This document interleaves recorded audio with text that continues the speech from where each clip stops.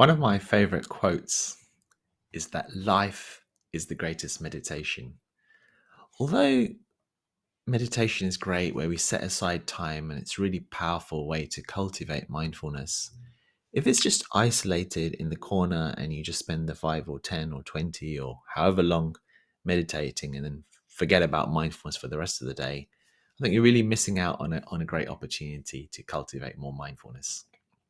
So today's session is about everyday mindfulness. This is the Teach Mindfulness podcast, and my name's Shamash.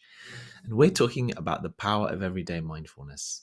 Now, the whole point of mindfulness meditation and these types of practices is so that we can connect better, connect with ourselves, connect with each other, connect with nature and the world around us, and to reflect a bit more deeply about our place in the world, I believe.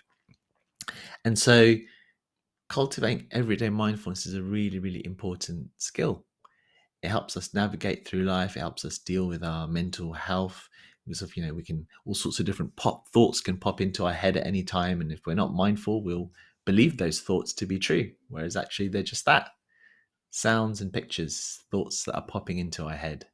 And so the more we can be mindful in our everyday activities, the more likely we are to spot those thoughts, the more likely we're to notice the feelings in our system and be able to accept and allow them to be there. And this all leads to a more healthy way of living and a more meaningful life as well. So how do you cultivate everyday mindfulness?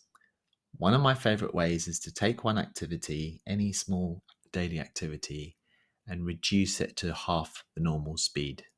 It might be just, ironing a shirt or cleaning your room or just even some activity that takes a minute or two normally, like brushing your teeth. Slow it to half the normal speed and notice what happens. You'll notice that mindfulness automatically arises and you start to become more aware of what you're doing. And the reason that happens is because you're stepping out of your habitual way of doing that activity. And the opposite of habitual living is a more mindful way of living. As a mindful teacher, don't underestimate the power of these little activities. Even if you set as a challenge for your class to do one activity a day in a mindful way is good enough. And this slowing down technique is a good one to share. Even a small bit of mindfulness in the day, who knows what that could lead to? Maybe that will lead to a bit more mindfulness, maybe a little bit more awareness, maybe they start feeling their breathing.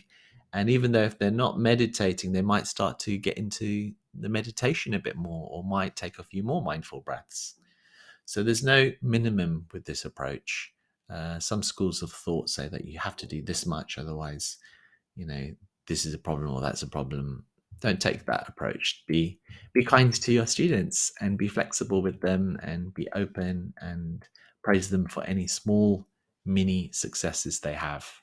One way I like to think about it is that imagine if you were learning some new technique or some new approach and it was really hard for you. And if the teacher just invited you to just do a little bit about this thing, even though it's difficult, just do this small little amount of this new technique and then gradually build it up. You're much more likely to do it, right? Rather than if your teacher was very strict and said, you need to do this long practice, even though you don't like it, and force yourself. And that's the only way. Otherwise, you won't succeed. That's not going to work, is it? A more friendly step-by-step approach is much more likely to succeed.